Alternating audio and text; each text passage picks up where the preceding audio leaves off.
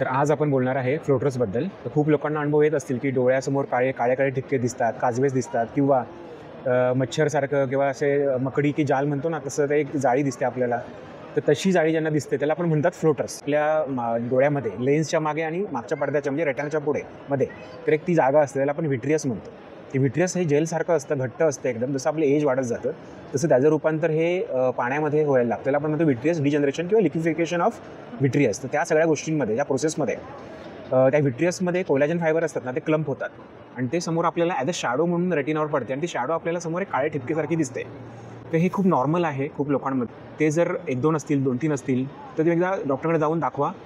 पण ते जर वाढत असतील, ती संख्या वाढत असेल तर ॲक्च्युली ते व्यवस्थित बघायला पाहिजे की काय त्याचं कारण आहे. त्याच्यामागे असं होऊ शकते की रेटिनामध्ये टियर झालं आहे किंवा समोर इन्फेक्शन असेल आतमध्ये, व्हिट्रियसमध्ये डोळ्याच्या आतमध्ये, किंवा एखाद्या वेळी एखाद्याला मार लागतो, तर त्यामध्ये ते साईन आहे की काहीतरी गडबड आहे म्हणून.